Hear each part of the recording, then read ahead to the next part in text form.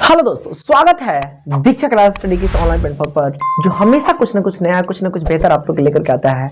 जैसा कि आपको पता है कि हम लोगों ने क्या क्रैश कोर्स के अंदर पढ़ा था, तो अभी तक हम लोगों ने ज्योग्राफी के first number, second number chapter हम लोगों ने कंप्लीट किया। ठीक है, आज हम लोग का जो स्टार्ट करने वाले, आज हमारा थर्ड नंबर चैप्टर है। तो आपको भी पता है जब थर्ड नंबर चैप्टर होगा तो कुछ ना कुछ तो नया जरूर है। हाँ, तो चलिए बिना देर किए हुए आज हम आप लोग को लेकर चलते हैं कि आखिरकार हम लोग को थर्ड नंबर चैप्टर में आखिरकार क्या शुरुआत करने वाले हैं और क्या क्या पढ़ने वाले हैं। ओके, तो don't waste of your time, just let start. आज जो हम लोग की जो टॉपिक स्टार्ट होगी, मतलब आज हमारा जो तीसरा नंबर चैप्टर स्टार्ट होने वाला है, उस चैप्टर का नाम है आपको शक्ति।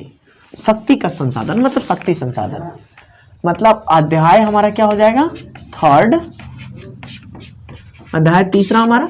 और आज जो हमारा है उसका नाम क्या हो जाएगा आप लोगों का, शक्ति संसाधन।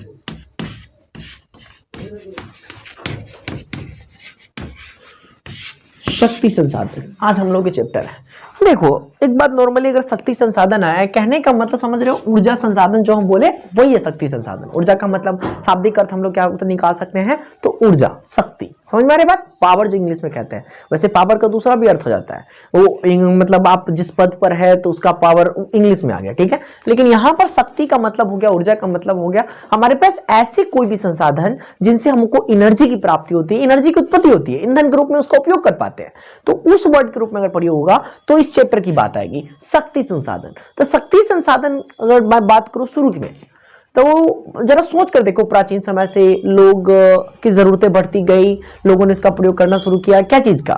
तो आप देखते होइएगा कि पहले तो लोगों के पास कुछ था नहीं और लोग अपनी जरूरतों के लिए पैदल यहां से वहां जाते थे। फिर लोगों ने क्या किया, चक्का बनाया, चक्का बना करके फिर गाड़ी में पहिया का उपयोग किया। पहले तो गाड़ी को खुद ढोते थे, फिर जानवरों का उपयोग करना शुरू किया, तब जाके बैलगाड़ी बनी। फिर धीरे धीरे क्या बना, सबको पता चला कोयला से भी हम ईंधन बना सकते हैं। सीरियसली में अगर ऊर्जा का सही उपयोग अगर उन्होंने करना सीखा था बेहतरीन तरीके से औद्योगिक क्रांति के अंतर्गत, तो हमारा 18वीं शताब्दी के अंतर्गत जो इंग्लैंड में शुरुआत किया गया था, तब उनको पता चला कोयला से हम भाप बना करके वाष्प इंजन का निर्माण कर सकते हैं, हम ऐसे गाड़ी का निर्माण कर सकते हैं ऊर्जा संसाधन के अंतर्गत। ये सब बात उनको पता चली थी, तो 18वीं शताब्दी के आसपास पता चली थी।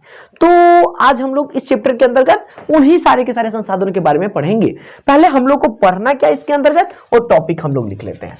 मतलब इस चैप्टर में हम लोग डिस्कस क्या करेंगे, ओवरऑल टॉपिक हम लोग लिख लेते हैं। टॉपिक लिखने के बाद हमारे पास इतना आइडिया हो जाता है कि चैप्टर में हम लोग क्या क्या पढ़े हैं और क्या क्या पढ़ने वाले हैं, इतना हम लोग को पता चल जाता है टॉपिक। तो फर्स्ट नंबर टॉपिक में हम लोग तो सबसे पहले अगर शक्ति की बात है तो शक्ति संसाधन के हम लोग क्या पढ़ेंगे, प्रकार पढ़ेंगे।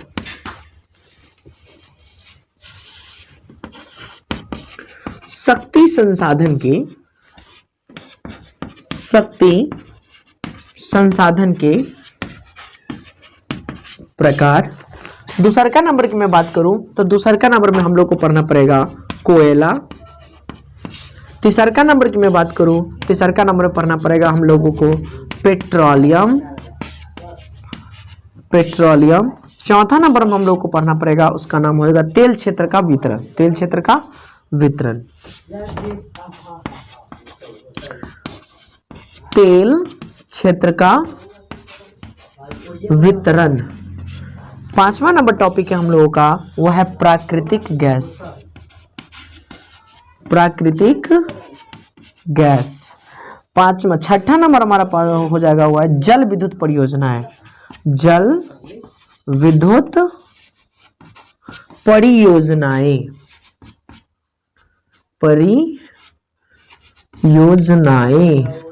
जल विद्युत परियोजनाएं, ये छठा नंबर था। सातवां नंबर टॉपिक में बात करूं तो सातवां नंबर आप लोगों को पढ़ना है ताप शक्ति। सातवां नंबर टॉपिक हमारा क्या हो जाएगा, ताप शक्ति। आठवां नंबर टॉपिक हो जाएगा गैर पारंपरिक शक्ति के स्रोत, गैर पारंपरिक ऊर्जा के स्रोत। तो गैर पारंपरिक ऊर्जा के स्रोत। और सबसे लास्ट टॉपिक जो हमारा हो जाएगा वो है शक्ति संसाधन का संरक्षण। आपको भी पता है कि हम लोग जो भी पढ़ रहे हैं उसमें संरक्षण और नियोजन को संभवतः ले ही आते हैं। शक्ति संसाधन का संरक्षण, ये 9 टॉपिक है जिसको हमको इस चैप्टर के अंतर्गत क्या करना है, कवर कप करना है। ठीक है, पहला नंबर हमने देखा क्या, शक्ति संसाधन के प्रकार। तो मतलब जो चैप्टर है उसके प्रकार देखेंगे कि आखिरकार शक्ति संसाधन कितने प्रकार के होते हैं, किन किन आधारों पर, उपयोगिता के आधार पर, संरक्षण के आधार पर, उपलब्धता के आधार पर कैसे कैसे बांटा गया और किन किन आधारों पर बांटा गया, इस सब के बारे में हमको इसके अंतर्गत देखना है। कोयला, फिर हम लोग कोयला के बारे में पढ़ेंगे कि कोयला किस प्रकार से उपयोगी है, कोयला कितने प्रकार पाए जाते हैं हमारे इंडिया में, कितने कितने मात्रा है। फिर पेट्रोलियम के बारे में पढ़ेंगे, फिर तेल क्षेत्र का वितरण पढ़ेंगे, तेल क्षेत्र भारत में कितने कितने जगहों पे तेल क्षेत्र कारखाना है, इस सब के बारे में पढ़ेंगे। फिर प्राकृतिक गैस पढ़ेंगे, जल विद्युत परियोजना पढ़ेंगे, फिर ताप शक्ति पढ़ेंगे। 8वां नंबर टॉपिक गैर पारंपरिक ऊर्जा के स्रोत, एक बार और आएगा। इस बार में एक टॉपिक में थोड़ा सा चर्चा इसके अंदर भी है, हम लोग कोयला के अंतर्गत या मतलब शक्ति संसाधन के अंतर्गत पढ़ेंगे तो उसमें आ जाएगा। फिर 9वां नंबर हो गया क्या, शक्ति संसाधन के संरक्षण, इसके बारे में हम लोग को ध्यान करना है। चलिए हम लोग फर्स्ट नंबर टॉपिक उठाते हैं और इसके बारे में डिस्कस करते हैं कि आखिरकार हमारा क्या कहता है यह टॉपिक, शक्ति संसाधन के प्रकार। पहला नंबर हमारा क्या था, शक्ति संसाधन के प्रकार। तो शक्ति संसाधन के प्रकार के आधार पर हम देखें तो शक्ति संसाधन को बांटा गया है 4 भागों में। कितने भागों में, 4 भागों में। सॉरी, शक्ति संसाधन, शक्ति संसाधन के 4 बेटे हो गए। कितने बेटे हो गए, 4 बेटे हो गए। पहला बेटा की अगर हम बात करते इसमें हो गया उपयोगिता के आधार पर। क्या चीज के आधार पर, उपयोगिता, उपयोगिता के आधार पर। दूसरे बेटे की मैं बात करती हो जाता है स्रोत की स्थिति के आधार पर,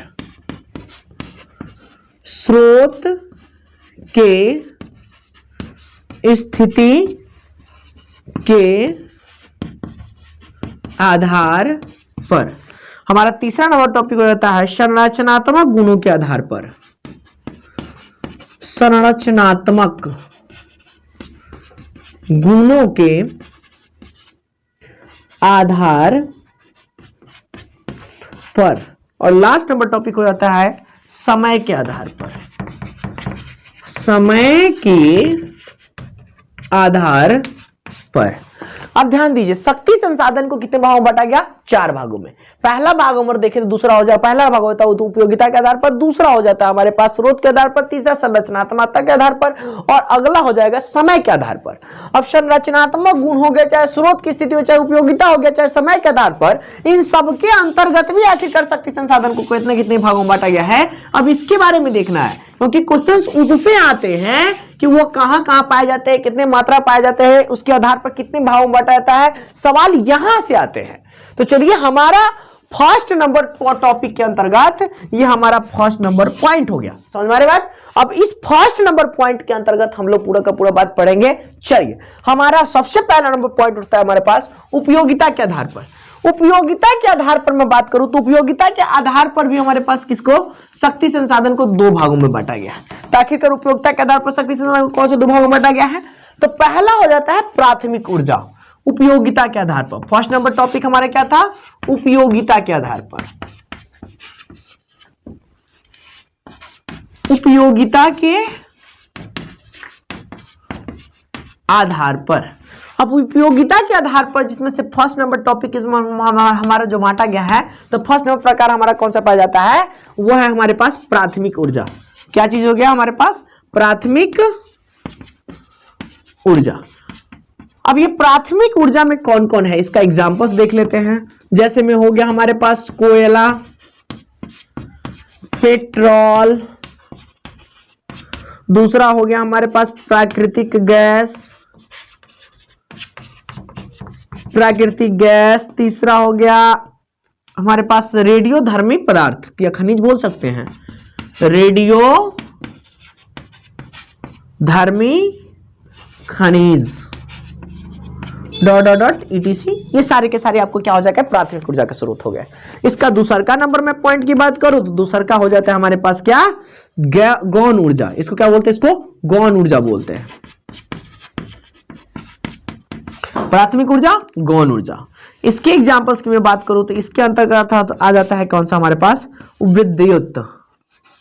विद्युत, इसका एक और पॉइंट लिख लीजिए गौण ऊर्जा का, विद्युत का निर्माण विद्युत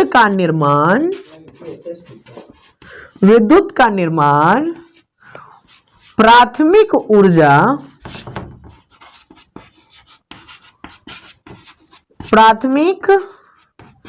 ऊर्जा से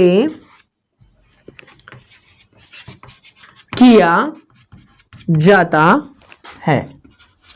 अब आइए इसको समझते हैं उपयोगिता के आधार पर। हमारा फर्स्ट नंबर प्रकार जो आ गया प्राथमिक ऊर्जा, इसका मतलब क्या हुआ? देखिए, प्राथमिक ऊर्जा के मतलब वैसा स्वरूप ऊर्जा का, शक्ति ऊर्जा के अंतर्गत वैसा स्वरूप जिसका हम लोग सबसे प्रथम तौर पर उपयोग करते हैं। क्या चीज के लिए? ऊर्जा की प्राप्ति के लिए। तो आप लोग नॉर्मली देखिए हमारे पास क्या हो जाएगा प्राथमिक ऊर्जा में? कोयला, दूसरा हो गया हमारे पास पेट्रोल, तीसरा हो गया प्राकृतिक गैस, चौथा हो गया रेडियम धर्मिक खनिज, या और भी बहुत सारे होते हैं। तो ये सब आपसे पूछेगा कि निम्न में से कौन से प्राथमिक ऊर्जा के स्रोत हैं। तो ये आपको याद रखना है, कोयला हो गया, पेट्रोल हो गया, प्राकृतिक गैस हो गया, रेडियोधर्मी खनिज हो गया, ये सारे के सारे चीज कैसे एग्जाम्पल हो गया आपको प्राथमिक ऊर्जा का स्रोत है। जिन्होंने क्वेश्चन बैंक बनाया उनको पता होगा कि इन सबसे सवाल आते हैं हमारे पास। दूसरा हो गया गौण ऊर्जा के स्रोत। गौण ऊर्जा के स्रोत के अंदर क्या हो गया? विद्युत। क्यों इसको गौण ऊर्जा इसलिए कहा जाता है कि अपने आप में ऊर्जा तो है, लेकिन इसके निर्माण में भी किसकी जरूरत पड़ती है? तो प्राथमिक ऊर्जा की जरूरत पड़ती है। जैसे में मान लीजिए हम लोग अगर देखें कि अगर हम लोग विद्युत ऊर्जा का प्रयोग करते हैं,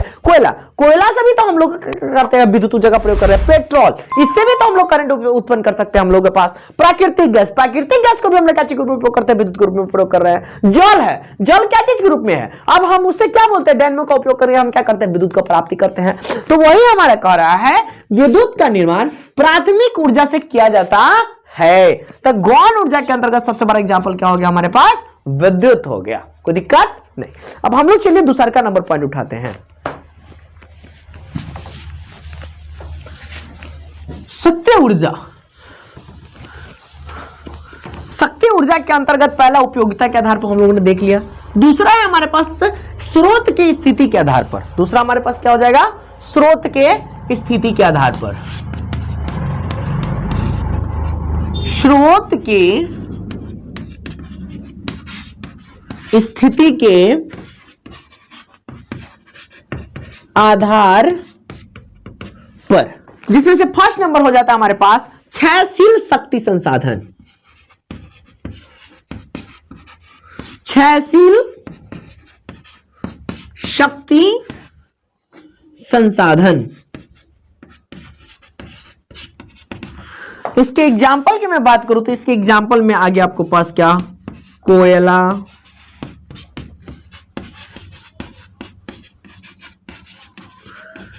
पेट्रोलियम, प्राकृतिक गैस तथा आणविक शक्ति।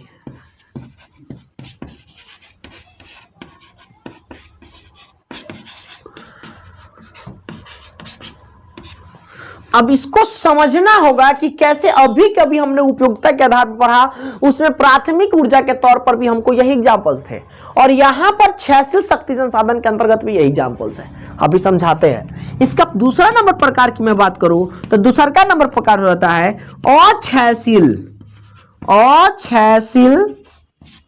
शक्ति संसाधन।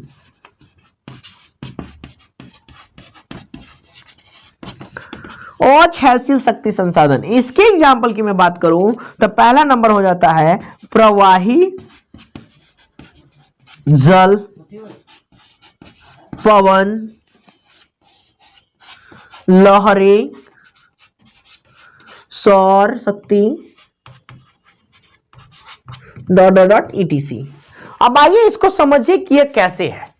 स्रोत के आधार पर कह रहा है तो एक बात हमेशा याद रखिए, स्रोत मतलब ऐसा कोई चीज होगा जिससे किसी न किसी चीज का निर्माण हो रहा है। जैसे में कि अगर मैं बात करूं बिजली का, तो बिजली जल से निर्माण हो रहा है, तो जल उसका स्रोत हो गया बिजली का, हुआ कि नहीं हो गया?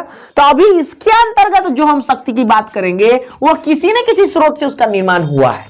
तो फर्स्ट नंबर मैंने आपको लिखाया क्षयशील शक्ति संसाधन। कहने का मतलब अगर हम कोयला का प्रयोग कर रहे हैं तो आने वाले समय में ये इसका इतना क्षय होगा कि बेचारा खत्म हो जाएगा, ये खत्म होने के कगार पर हो जाएगा। पेट्रोल का अगर मैं प्रयोग कर रहा हूं भाई, शक्ति संसाधन के रूप में तो प्रयोग कर रहे हैं, लेकिन जब हम पेट्रोल का प्रयोग करेंगे तो क्या होगा कि आने वाले समय के लिए पेट्रोल हम बचा के नहीं रख सकते, वह खत्म हो जाएगा। ऐसी स्थिति में आ जाएगी। क्यों? क्योंकि उसका क्षय हो रहा है, हम लोग उसका दोहन कर रहे हैं। ऐसे हालात में फिर प्राकृतिक गैस ही क्यों ना हो तथा आणविक शक्ति ही क्यों ना हो। अगर हम इस प्रकार आणविक शक्ति कहने का मतलब क्या, आप लोग को पता है कि मतलब ईंधन के रूप में हम लोग जो खनिज संसाधन के बाद हम लोग पढ़ रहे थे, वो सारी की सारी शक्तियां कुछ भी हो सकती है हमारे पास, ठीक है। तो वो सब चीज हमारा क्या हो जाएगा, हम लोगों का क्षयशील शक्ति संसाधन हो जाएगा। अब इससे अंतर समझने के लिए पहले ये समझ लेते हैं अक्षयशील शक्ति, जैसे प्रवाही जल। अब ये जल है, अनवरत चलने वाली क्रिया है, इससे हम जब चाहे तब बिजली जितना निर्माण करना चाहे हम उतना निर्माण कर सकते हैं। ये बात हो गई हमारे पास क्या, प्रवाही जल का। दूसरा हो गया पवन, चाहे लहरें, हवा से भी हम लोग प्रयोग कर सकते हैं। लहरें वही बात होगी हम लोग का, जो भी समुद्र में लहरें आते हैं उसकी बात हम कर रहे हैं। सौर शक्ति, सौर शक्ति हम आसानी से प्रयोग करते हैं जब तक सूर्य रहेगा तब तक। एक गाना नहीं सुना, जब तक सूरज चांद रहेगा, इससे आगे मुझे भी नहीं पता। चलिए, ये हमारा दूसरा नंबर टॉपिक था, स्रोत के शक्ति की स्थिति के आधार पर। फर्स्ट नंबर हम लोग जो पढ़े थे वो था हमारा कौन सा, तो उपयोगिता के आधार पर। मतलब हमारा पास उपयोगिता के आधार के बाद हमारे पास सेकंड नंबर टॉपिक हम लोग जो आप लोग पढ़ाए थे वो था स्रोत के शक्ति की स्थिति के आधार पर हमारे पास। और आज जो हमारा तीसरा नंबर जो टॉपिक है उसका नाम है हमारे पास संरचनात्मक गुणों के आधार पर। तो थर्ड नंबर टॉपिक हो गया हमारे पास संरचनात्मक गुणों के आधार पर। अब संरचनात्मक गुण कर रहे तो कुछ ना कुछ विशेषता उसके अंतर्गत होगी। तो जब विशेषता की बात किया गया है तो चलिए इसके बारे में देखते हैं कि कौन कौन सी बात है हमारे पास। इसका फर्स्ट नंबर प्रकार हम अगर देखें तो पहला नंबर प्रकार हो जाता है हमारे पास जैविक ऊर्जा। अब ये लीजिए जैविक ऊर्जा आ गया, जिसने मेरे क्लास में मुझसे अगर फर्स्ट चैप्टर पढ़े होंगे संसाधन के बारे में, उनको पूरी बात इनको पता होगी यहाँ पर। तो जैविक ऊर्जा, और जैविक ऊर्जा एग्जाम्पल जब ये देखेंगे उनको पूरा की पूरी बात याद आ जाएगी हमारे पास। पहला नंबर हमारे पास हो जाएगा क्या, मानव एवं प्राणी शक्ति। प्राणी शक्ति। दूसरा का नंबर में बात करूं तो वह हो जाता है हमारे पास जैविक क्या थी, अजैविक ऊर्जा हो जाएगा हमारे पास। सीधी सी बात है हमारे पास, ध्यान दीजिए। अजैविक ऊर्जा, अजैविक ऊर्जा आ गया था हमारे पास। इसके बारे में देखें तो हमारे पास जल हो गया, पवन हो गया, सौर तथा ईंधन शक्ति हो गया। ईंधन